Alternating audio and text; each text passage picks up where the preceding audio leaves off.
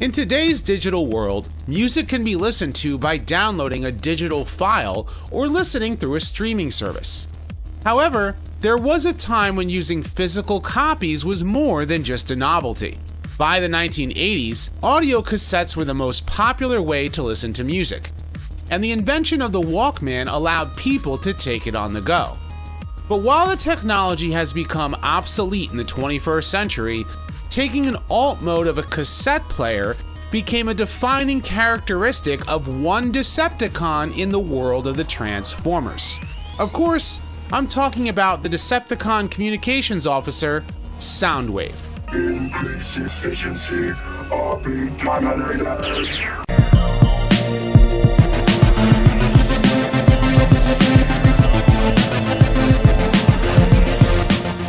The original Microchange toy line's Cassette Man transformed into a micro cassette recorder, complete with headphones, batteries that transformed into weapons, and a smaller robot that transformed into its cassette. Other cassettes were also made and sold separately, such as a Condor and a Jaguar. All of these toys were brought into the original Transformers toy line in 1984. Discarding the headphones, removing the Cassette Man logo on his chest plate, and swapping out the robot cassette for a gold Condor named Buzzsaw, Cassette Man was renamed Soundwave. The design for Soundwave's head was also used as the basis for the Decepticon insignia. According to his tech spec as written by Bob Budiansky, Soundwave uses his abilities to hear even the lowest radio transmissions to blackmail his fellow Decepticons in order to move up the ranks when the opportunity arises. He can also read minds by reading electronic brain impulses, and he acts as a radio link for the Decepticons. His first appearance was in an early toy commercial that colored him in a pale blue as he tossed Laserbeak to attack the Autobots.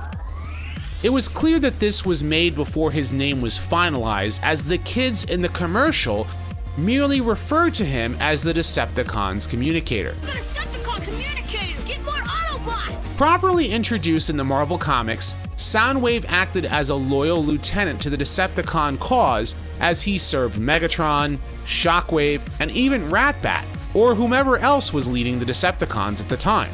Unfortunately, his first commercial appearance must have confused the colorist, as he was colored a weird shade of purple throughout the comics run. In addition, he was even drawn with a strange mouth over his faceplate during some issues. This was of course corrected in the classic reprints, where even his mouth was digitally removed. His use throughout the comics was, for the most part, as the Decepticons communicator. Usually he would receive an order to listen for broadcasts or communicate with the Decepticons on Cybertron. Captain Kirk, message from Starfleet Command, top priority. His abilities to read minds and pick up radio transmissions were more prominently used in the UK stories though, where Soundwave was properly colored blue, and he even at one time led the Decepticons in an alternate future timeline. However, his transformation as a cassette player meant that he needed to be carried to and from battle by one of his fellow Decepticons. Usually this was done by one of his cassettes, of which Soundwave was able to dispatch from his chest. He did find use of his disguise to infiltrate the Black Rock aerospace plant. Soundwave and Laserbeak promptly took over the plant, which acted as a temporary base for Shockwave. While the comic did not find as much use for Soundwave, it was even less for his alternate mode later on in the comics run. This was probably because his Action Master toy did not transform either, even though he did have a supporting role in both the Regeneration 1 and G2 comics. However, it was Soundwave's appearance in the G1 cartoon that forever defined his character throughout the franchise.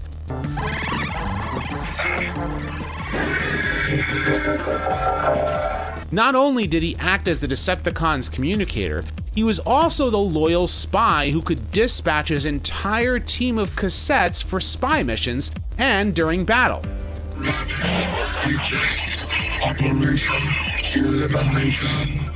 Voiced by Frank Welker, Soundwave was well remembered thanks to his voice being electronically modulated. Megatron, Laserbeak has returned. He has found a source of energy. Excellent. He first appears on Cybertron in the More Than Meets the Eye pilot, transforming into a lamppost outside of the Autobot base at Iacon. After arriving on Earth, Soundwave's cassette player disguise allowed him to infiltrate the Ark, a solar power plant, and even quantum laboratories along with Megatron in gun mode. Release Megatron. Thanks to his cassette spies, Soundwave would play back their information gathered on spy missions to help the Decepticons in the quest to defeat the Autobots and conquer the universe. Good work, Soundwave. Soundwave's high-tech scanners help detect energy readings and would act as an early warning of any Autobot presence. Sensors indicate we are no longer alone. He also used his ability to scan the minds of the Dinobots and Chip Chase. Formula extracted, Megatron. One of Soundwave's most useful abilities was creating energon cubes that converted raw energy into the very fuel the Transformers run on. But that is a discussion for another day. This stuff's the greatest. Because of his loyalty to Megatron, As you command, Megatron. Soundwave was even trusted by his commander to use Megatron in gun mode. Prepare for oblivion. However, when Megatron was tossed into deep space by the other Decepticons aboard Astrotrain, Soundwave felt that his loyalty to the Decepticon cause meant that he should lead. Soundwave superior, Constructicons inferior. But it was ultimately Starscream who was crowned the new leader before being overthrown by Megatron's new and more powerful form, Galvatron. Will anyone else attempt to fill his shoes? Let me see his name once. Galvatron. Remaining loyal to his leader Galvatron throughout Season 3, Soundwave continued to act as a spy for the Decepticons and was their communications expert as he added more cassettes to his arsenal. The details for them will be a discussion for another day. Because of Soundwave's rivalry with his Autobot counterpart Blaster, the two had a final confrontation in the Japanese exclusive series, The Headmasters, in which both met their end. However, Soundwave's cassettes were able to retrieve his head after the battle.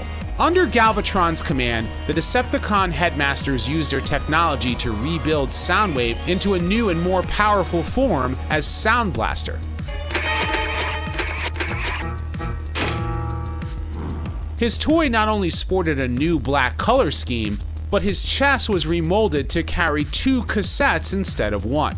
After G1 ended, Soundwave's role as the Decepticon spy and communications officer has, for the most part, remained unchanged, despite attempts to update his alternate mode. His appearance in the G2 comics continued with his G1 self, but his new G2 GoBots toy was a neon-colored stock car. There were plans to have Soundwave in his familiar blue as a G2 laser rod figure, but that figure was ultimately cancelled. In Machine Wars, Soundwave transformed into a mobile missile launcher, which was later redecoed for the Universe toy line in blue and yellow. A name slap for Soundwave was made late in the Beast Wars toy line as a mutant that transforms from a crocodile to a bat that also has a robot face. The first new major role for Soundwave came in Transformers Cybertron as a Decepticon from the mysterious Planet X. Voiced by Robert O. Smith, Soundwave's speech pattern resembles his G1 self while talking in radio DJ-like lingo. He's tripping because he got served. His new alt mode resembles an F-117A Nighthawk, and his only companion, Laserbeak, transformed into one of his bombs. His Planet X ally, Sideways, also has a cassette player that bears a striking resemblance to Soundwave's G1 self.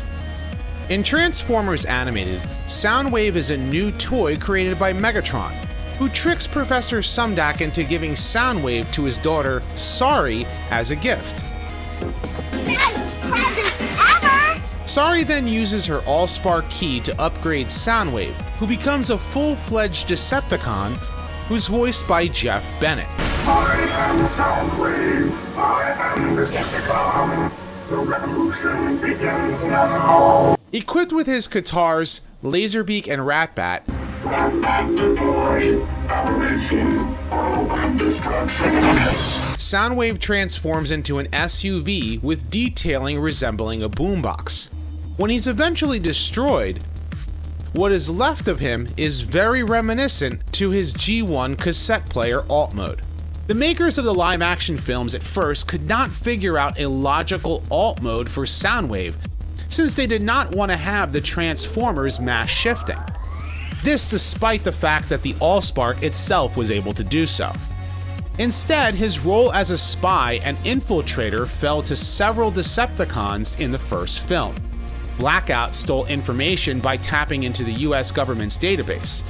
In addition, he deployed Scorponok to attack any escaping soldiers.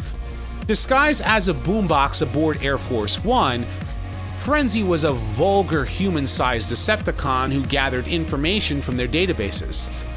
He accompanied Barricade to fight Bumblebee and deployed very much like one of Soundwave's cassettes.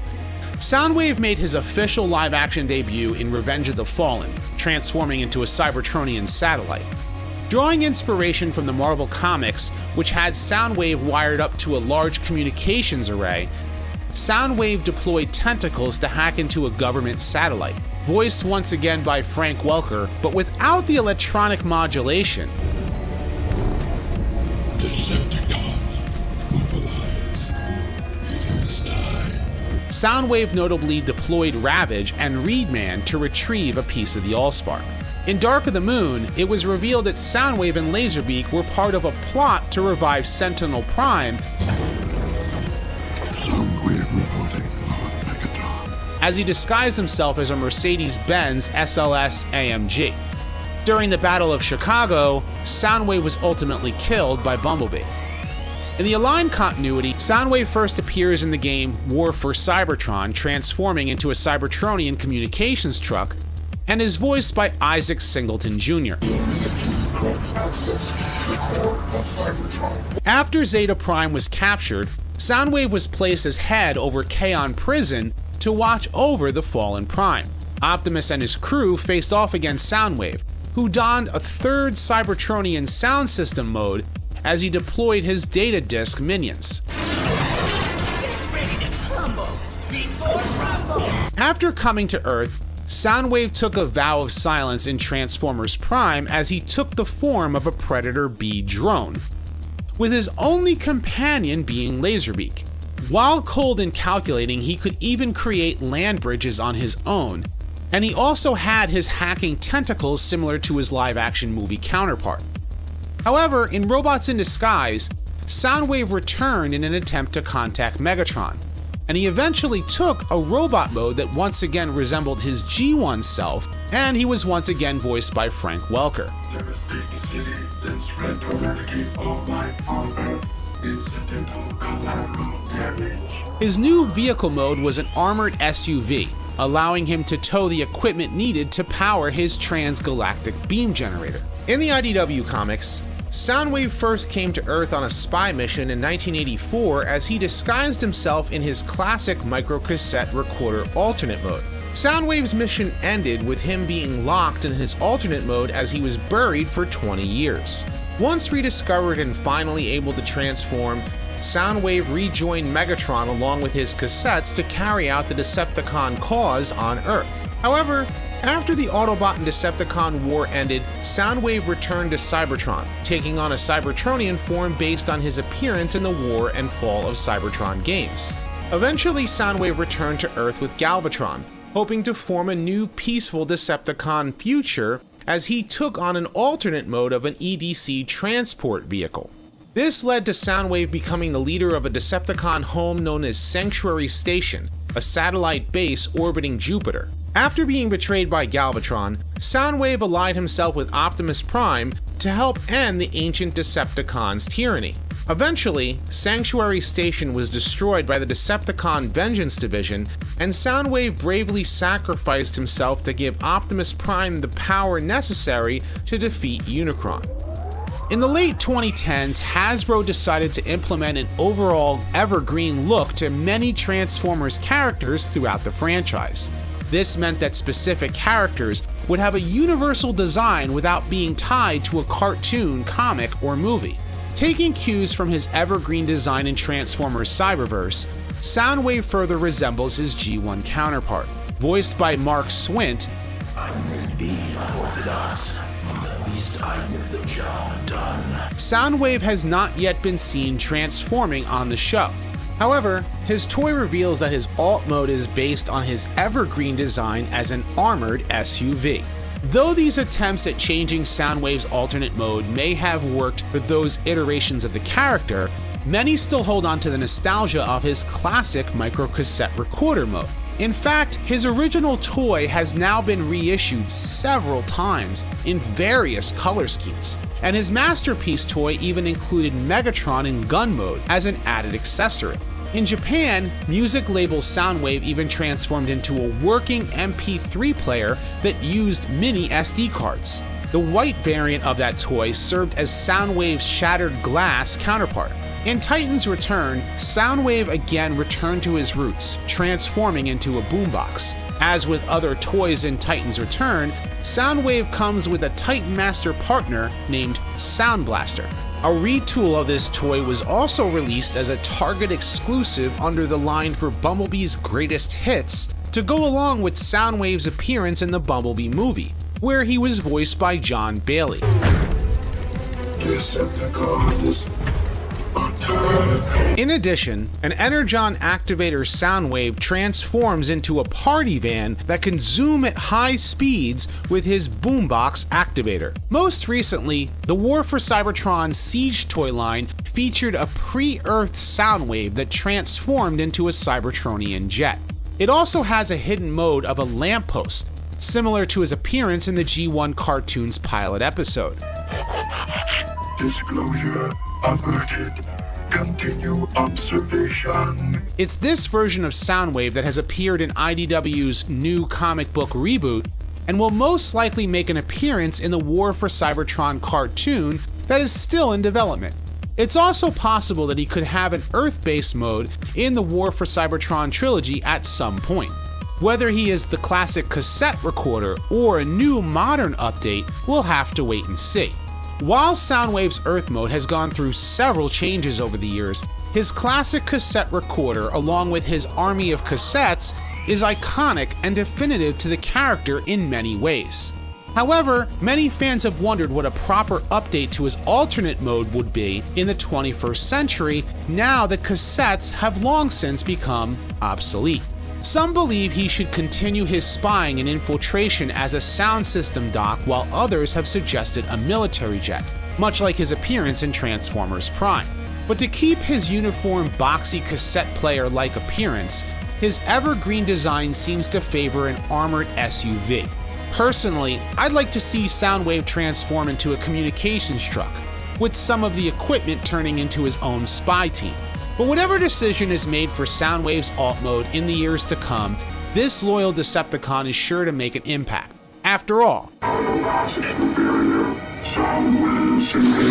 But what do you think? What should Soundwave transform into in the 21st century? Should he be a communications truck, a military jet, or should he be updated into a newer music-centered device? Also, what is your favorite version of the character? Leave your thoughts in the comment section below, and if you like this video, be sure to thumbs up and subscribe. I'd like to thank my patrons and my channel members for your support. I have many more Transformers discussion videos like this coming soon, so stay tuned. And as always, until next time, till all are one. Where is your courage, Megatron?